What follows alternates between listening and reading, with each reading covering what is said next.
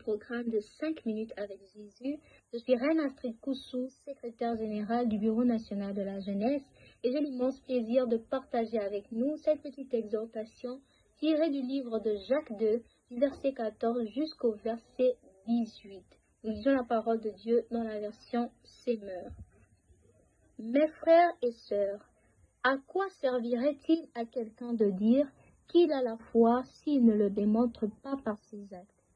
Une telle foi peut-elle le sauver?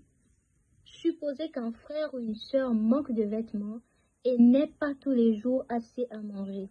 Et voilà que l'un de vous leur dit: « Au revoir mes amis, portez-vous bien, restez au chaud et bon appétit », sans leur donner de quoi pourvoir aux besoins de leur corps.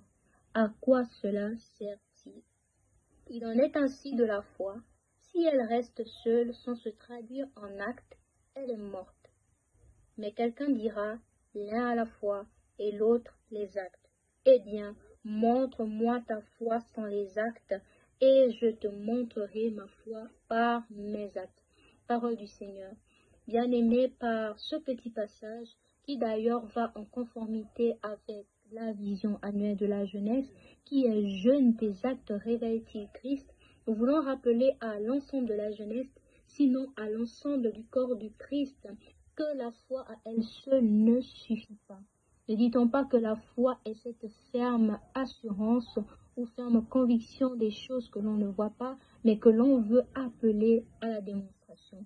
Alors, si nous voulons appeler des choses à leur réalisation, si nous voulons appeler des choses à ce qu'elles puissent se manifester, la foi à elle seule ne suffit pas. Il faut que nous puissions appuyer cette foi-là par des actes. Nous pouvons voir au travers même de la vie de cette femme à la perte de sang qui déjà avait en elle la conviction que le Seigneur Jésus-Christ allait la guérir. Mais cette femme-là avait cette conviction, avait cette pensée depuis chez elle. Et pour qu'elle puisse obtenir cette guérison, il a fallu qu'elle pose une action. Il a fallu qu'elle puisse se déplacer afin que le Seigneur Jésus-Christ l'accorde cette guérison. Alors je ne sais pas ce qu'un jeune a comme foi en ce moment de là où il est. Peut-être c'est la foi de pouvoir grandir encore davantage avec le Seigneur Jésus-Christ. La foi de conquérir des nations.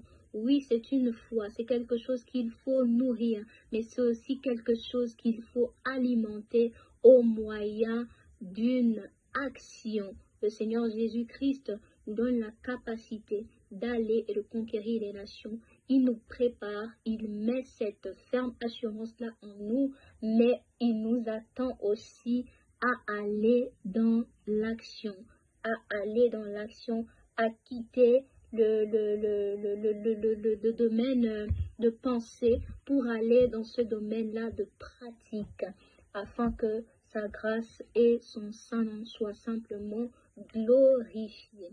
Alors ma prière est que nous ne soyons pas ces jeunes-là, sinon ce corps de Christ-là, qui se limite simplement à avoir la foi, mais que nous ayons les deux et que le nom du Seigneur Jésus-Christ soit glorifié. Shalom.